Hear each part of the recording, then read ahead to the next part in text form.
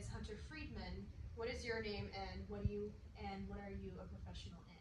My name is Hope Arnold, and I am a behavior therapist, psychotherapist. And what does that mean? Like, what's the definition for? So I help people that are struggling with behavior problems, that maybe are struggling with depression or anxiety, insomnia, things like that. So multiple resources say that it is the best. Says that it is the best to get up at 6 a.m. every day to start fresh and new every day, so you seem refreshed. And they also say it's good to go to bed around 8:30 or 9 o'clock. Well, what is your opinion on that? I like a set bedtime and a wake up time, but I'm not sure that 6 o'clock is my particular preference. I'm more like a 6:37 person.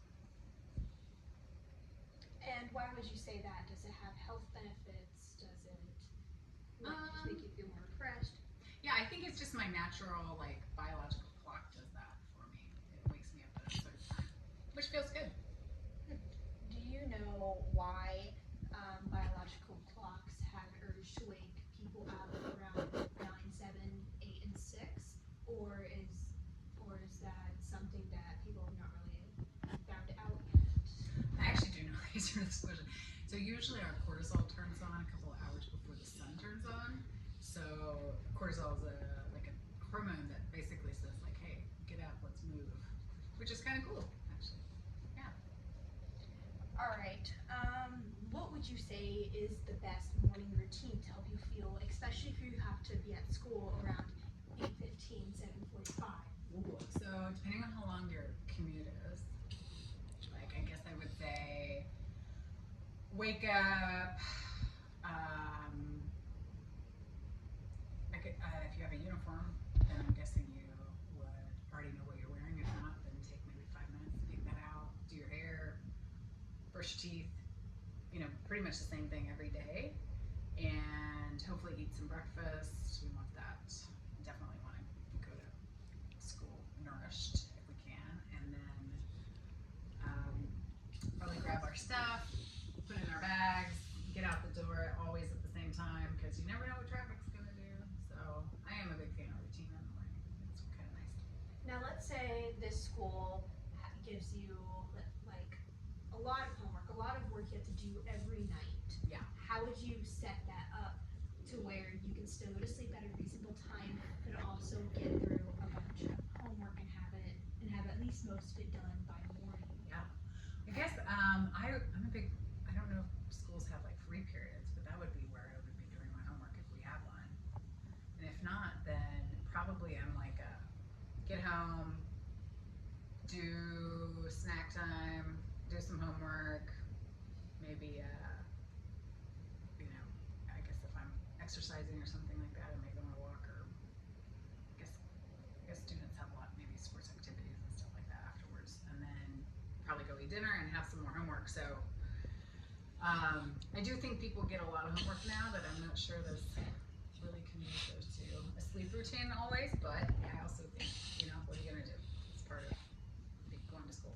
Scientists say that the teenager's mind only really starts winding down along 10:30, while people also do say that the healthiest time to go to bed is around 8:30, 9:30.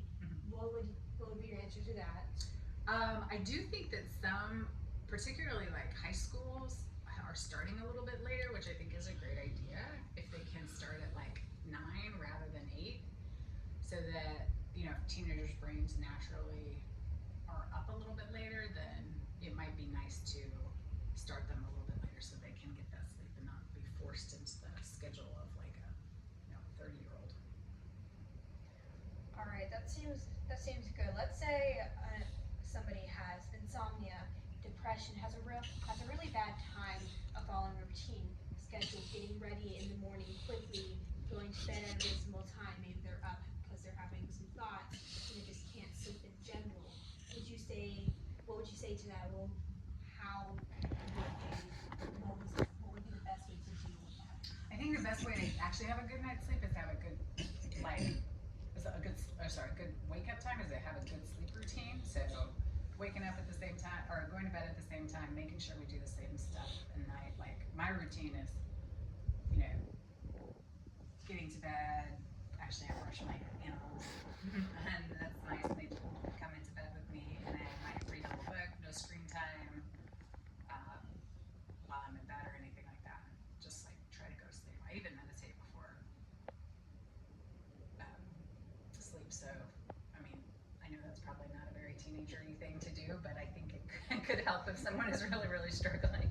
I heard you mentioned technology, and that was actually going to be my next question. Do you think technology affects the lack of sleep in most society, and also affects like getting ready quickly in the morning or going to sleep at a reasonable time so you can get ready quickly in the morning? Yeah, I mean, if you can stay off your phone, I think the research says something like 30 minutes after you wake up, it's better for your brain, and definitely 30 minutes before you go to sleep. I even think it says an hour or something like that, but most of us can't do that just based on our life. But it would be nice to not scroll because it's just too stimulating. You know, if you're on social media, maybe actually trying to read a paper copy book or something like that might be a better idea at night. And then in the morning, if you could just stay off of it for a little while, then get on it so your brain has a moment to wake up a little bit. All right, and yes, I do agree with that. I agree that it probably does make teenagers are already very anxious, skitty, and spazzy all around, Sure. all around from just everything. And technology, would you say that makes them more anxious all around, seeing all the stuff that's going on in the world? I'm not saying that they shouldn't be able to see what's going on Yeah. in their life, but do you think that makes them anxious? I mean, I definitely know, and the teenagers that I've seen in my practice are, you know, they've had cyberbullying, they've like done a lot of eating disorder issues, body image issues, just as a result of like being online probably too much. But I don't want to say don't do it at all. I just think we have to think about how much what we're feeding our brain is actually really important. So the more that we like think about what's going in there, and are we like looking at super negative comparison content or violent content, is a lot different than like looking at puppies right before we go to bed or wake up. I mean, it's it definitely helps to like think about what we're feeding it. Okay, I'm gonna go very off topic of what we were just talking about right here, but do you think that taking showers in the morning will slow down the routine? You know, I don't know that I have an opinion on this one actually. Yeah. Because let's say somebody has to wake up at 6:30 and they have to leave around 7:20 to go pick up a friend, to go pick up something to get ready for school or pick up food, anything like that. Then they have to take that and they have to go to school around 8:15. But they also have to take a shower. They have to get ready. They have a slow routine. They're a slow person in the morning. Would you say that taking a shower generally makes it harder to get ready in the morning quickly? You know, I mean, I guess it's definitely more time consuming, but I think some people wake up when they take a shower. So I guess that's why I'm saying like I don't have a strong opinion. I know a lot of people like take a shower at night so they can wind down, but if they do it efficiently, don't spend like 2 hours in the shower like my nephew does, then it can probably work out. But if you're like a really long shower person, then maybe that's not the best way to do it. Well, going back to the technology thing, Mhm. do you say that so there are a bunch of results on Google with with different morning routines? Would you say to trust that? Would you say to trust that or actually ask a professional about it? You know, I actually am a big fan of AI.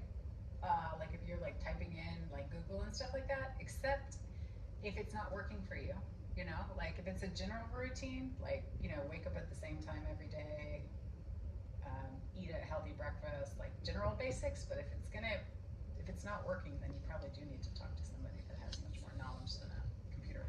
Yeah. Yeah. Okay. Do you think that's it? Are you talking to the camera? I'm talking to you. I'm looking at you. Sure, yeah, if you want that to be it. Yeah, I think it was Okay, good. cool. All right, good job, y'all. You did a really good job. I'm like